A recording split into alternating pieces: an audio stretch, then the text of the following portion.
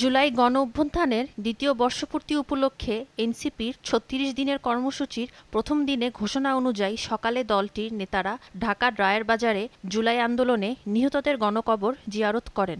এ সময় এনসিপির আহ্বায়ক ও বিরোধীদলীয় চিফ হুইপ নাহিদ ইসলাম বলেছেন, জুলাইয়ের আকাঙ্ক্ষিত বাংলাদেশ এখনো পাওয়া সম্ভব হয়নি। জুলাই যোদ্ধাদের পুনর্বাসন, সেই সকল কার্যক্রম যাতে যথাযথভাবে পালন করা হয়।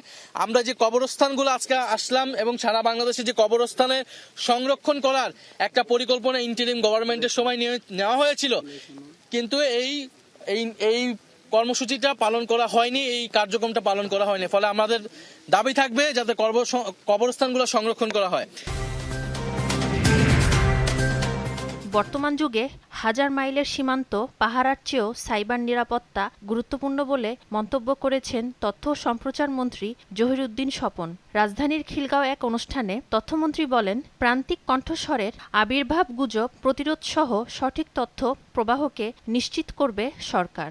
এখনকার যুগে সাইবার সিকিউরিটি হাজার হাজার মাইলের সীমান্তের পাহারাদারের চাইতেও অনেক বেশি গুরুত্বপূর্ণ।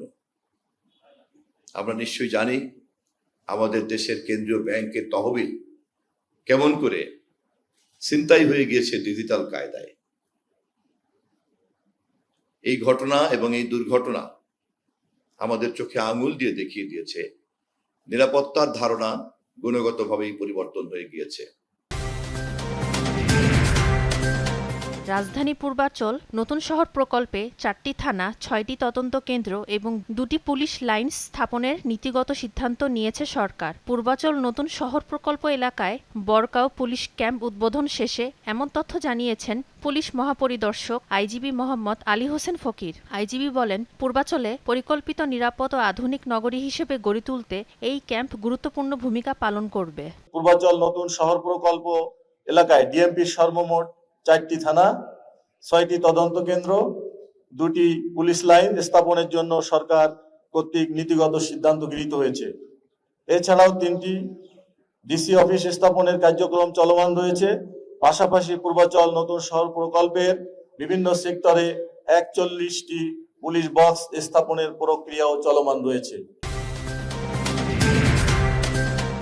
নাগরিক সমস্যার সমাধান শুধু সরকারের ওপর নির্ভর না করে সবাইকে দায়িত্বশীল হওয়ার আহ্বান জানিয়েছেন জামায়াতে ইসলামের আমির ডক্টর শফিকুর রহমান। রাজধানীর শেওড়াপাড়ার ডেঙ্গু প্রতিরোধ, পরিষ্কার পরিচ্ছন্নতা ও নাগরিক সমস্যা সমাধান অভিযান শেষে এ কথা বলেন তিনি। জামায়াত আমির বলেন, পানি, গ্যাস ও জলাবদ্ধতার মতন অনেক সমস্যার পেছনে নাগরিকদের অসচেতনতাও দায়ী। কিছু কিছু এলাকা কারবালার মতো এখানে পানি নাই, বেশ কিছু এলাকা গ্যাস নাই অথবা থাকলেও খুবই অপর্যাপ্ত।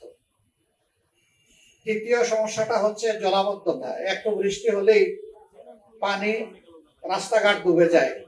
এটার জন্য সরকার দায়ী নয়, আমরা সবাই দায়ী।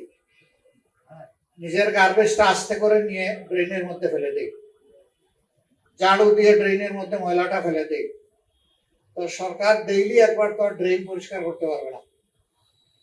এই ড্রেন পরিষ্কার করা হবে ইনশাল্লাহ, কিন্তু এটাকে রক্ষা করার দায়িত্ব আপনাদের। অবশেষে বিশ্বকাপের নকআউট পর্বে জয়ের দেখা পেল মেক্সিকো। আজতেকা স্টেডিয়ামের বৈরী আবহাওয়া আর বজ্রঝড়কে উপেক্ষা করে ইকুয়েডরকে ২-০ গোলে হারিয়ে বিশ্বকাপের শেষ ১৬ নিশ্চিত করল স্বাগতিকরা। এই জয়ের ফলে দীর্ঘ ৪০ বছর পর বিশ্বকাপের নকআউট ম্যাচে জয়ের গৌরব অর্জন করল মেক্সিকানরা।